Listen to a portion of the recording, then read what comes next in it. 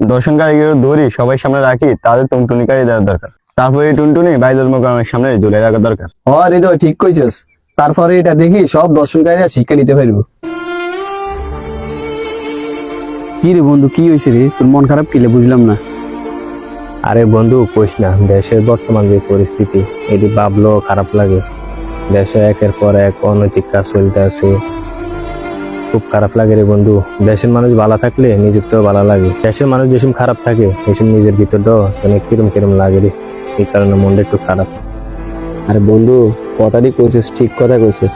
দেশের যে অবস্থা, খুন, এরপরে অনেক কিছু হইতে আছে, হয়তো আমরা চোখে দেখি না। অনেক মানে অনৈতিক কাজ চলতেছে চোখের সামনে, খুন করে এরা, মানুষের কোনো নিরাপত্তা নাই, কিছু নাই। দেশের যে অবস্থা, এইভাবে কি দেশ চলবো? ভাই এভাবে হলে তো দেশে থাকা যাইতো না ভাই। মানুষের কি জানার মায়া নাই নয়? পরে ভাই বুঝতেছি না রে, সরকারও কোনো পদক্ষেপ নিতে পারে না, সরকারও এটা ঠিক মতো হ্যান্ডেলিং করতে পারে না। এভাবে আর কতদিন?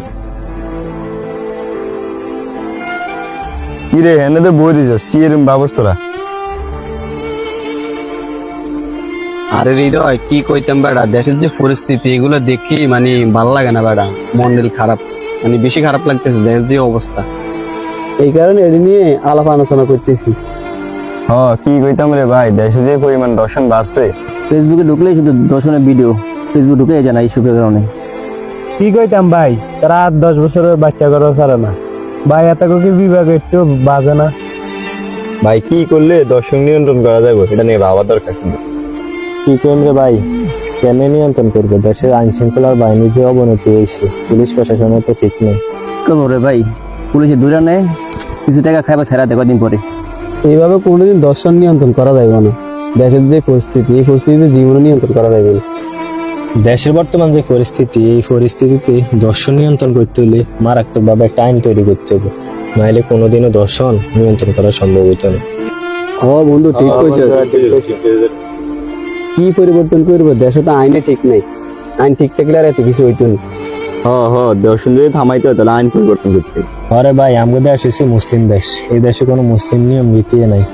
দর্শন যদি থামাইতে হয় তাইলে কোরআনী শাসন শুরু করতে হবে। জনসম্মুখে দর্শনকারী করে বাইতুল মোকাররমের সামনে বুক সমান মাটির তলে গাড়াই ফাতর নিক্ষেপ করে মারিয়ে লেতে হবে। তারপরে যাই একজন দর্শনকারী দেখি 1000 জন দর্শনকারী শিক্ষা লাভ করবে। ঠিক কইছিস বন্ধু। ভাই ঠিক কইছেন। আরেকটা জিনিস করা যায় কিন্তু,